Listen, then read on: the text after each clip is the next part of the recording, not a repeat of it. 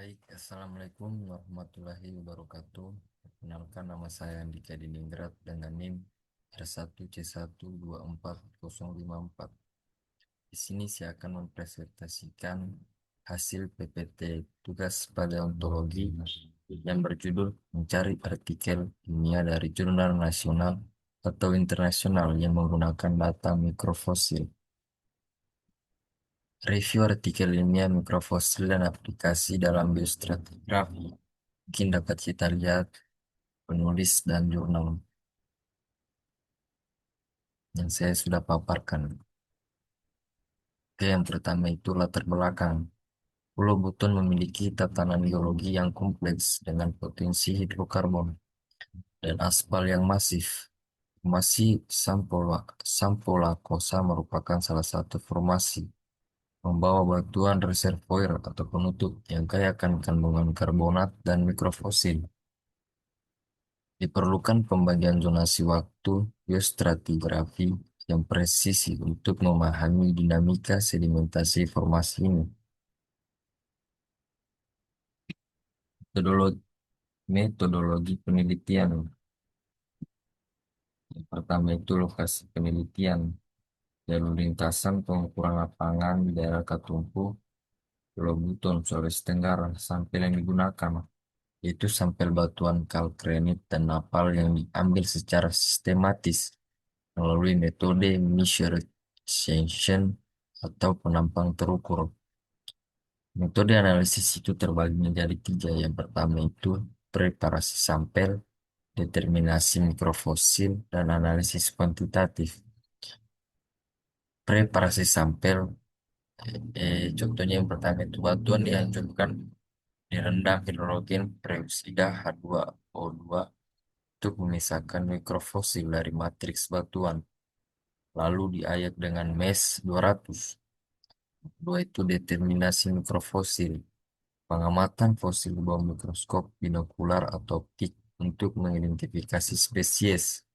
Ketiga itu analisis kuantitatif, menghitung kelimpahan fosil planktonik versus bentonik. Hasil penelitian, ditemukan kumpulan mikrofosil foraminifera planktonik yang melimpah seperti Globrotalia tumida, Spehoridinella dehiscens, dan Globigerinoides sacculifer. Berdasarkan donasi Blow 1969, kehadiran Spehoridinella dehiscens menunjukkan batas bawah. Umur batuan berada pada zona Pliocene awal. Tidak ditemukan spesies indeks Pliopiliosolas mengindikasikan pengendapan berhenti pada zona Pliocene akhir. Berikut itu ada hasil analisis lingkungan pengendapan. Kehadiran Foraminifera bentonik lingkungan dalam seperti Bouvegerina, Bregerina, dan Cibicides willerstorfi. Rasio planktonik atau bentonik menunjukkan angka lebih dari 70%, menandakan pengaruh laut terbuka yang kuat. Kesimpulan zona, formasi Sampola Kosa di jalur ini diendapkan pada lingkungan batial atas hingga batial tengah, kedalaman sekitar 200 sampai 1000 meter. Kesimpulan, kehadiran foraminifera bentonik dengan dalam seperti Bouvegerina, Peregrina, dan Cibicides willerstorfi. Rasio planktonik atau bentonik menunjukkan angka lebih dari 7%, menandakan pengaruh laut terbuka yang kuat. Kesimpulan zona, formasi Sampuloposa di jalur ini diendapkan pada lingkungan batial atas dan batial tengah, ke dalam kedalaman sekitar 200 sampai 1000 meter.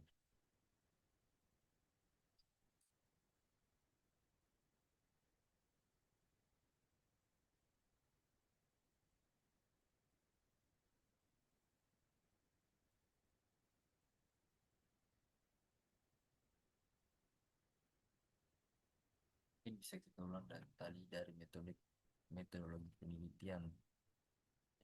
ya lokasi penelitian, harus cari lintasan pengukuran lapangan di daerah Katulampu, Pulau Buton, Sulawesi Tenggara, sampel yang digunakan sampel batuan kalkrenit dan napal yang diambil secara sistematis melalui metode measure session atau penampang terukur. Metode analisis preparasi sampel batuan dianjurkan direndam hidrogen peroksida H2O2 untuk memisahkan mikrofosil dari matriks batuan yang lalu diayak dengan MES 200. Determinasi mikrofosil, pengamatan fosil di bawah mikroskop binokular atau optik untuk mengidentifikasi spesies. Tiga, analisis kuantitatif menghitung kelimpahan fosil plantonik versus bentonik. Baik, mungkin itu saja yang bisa saya presentasikan. Sekian dari saya. Wassalamualaikum warahmatullahi wabarakatuh.